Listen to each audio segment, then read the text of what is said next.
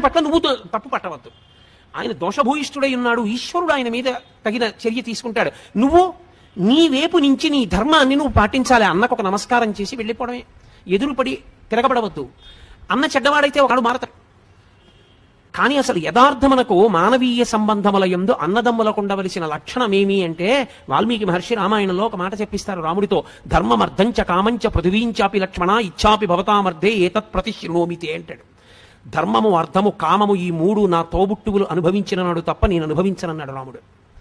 అది అందుకే చిట్ట చివర పట్టాభిషేకానికి విమానం దిగినప్పుడు క్షవరం చేయించుకోవయ్యా అంటే తమ్ముళ్ళ వంక చూశాడు. అడగకపోయినా అరణ్యవాసం చేయమని నా వెంట వచ్చి లక్ష్మణస్వామి జుత్తు చూడండి. రాజ్యం తల్లి తెచ్చి ఇచ్చినా అక్కర్లేదని నందిగ్రామంలో కూర్చుని మహానుభావుడు పాదుకలు సింహాసనం మీద పెట్టి పరిపాలించిన భరతుడి జుత్తు చూడండి. వాళ్ళు జుత్తు తీసుకోకుండా నేను జుత్తు ముందు తీసుకుని సహజంగా తయారవనా? ముందు తమ్ముళ్ళకి తీయండి, తర్వాత నేను తీసుకుంటానన్నాడు. అది అన్నగారంటే. ఉండరా దోషభూయిష్టమైన అన్నదమ్ములు ఉంటారు, కానీ లోకంలో ఆదర్శవంతమైన అన్నదమ్ముల్ని తీసుకోవాలి. అందుకే పట్ల నువ్వు తప్పు పట్టవద్దు.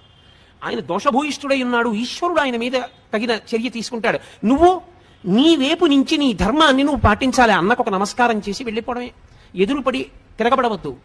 అన్న చెడ్డవాడైతే ఒకడు మారతాడు.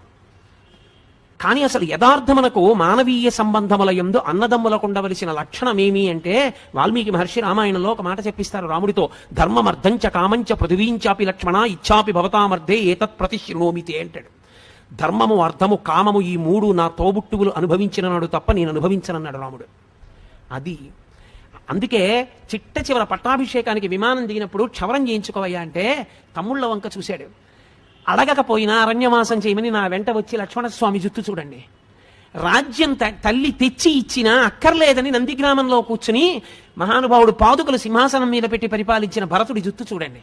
వాళ్ళు జుత్తు తీసుకోకుండా నేను జుత్తు ముందు తీసుకుని సహజంగా తయారవనా? ముందు తమ్ముళ్ళకి తీయండి, తర్వాత నేను తీసుకుంటానన్నాడు. అది అన్నగారంటే.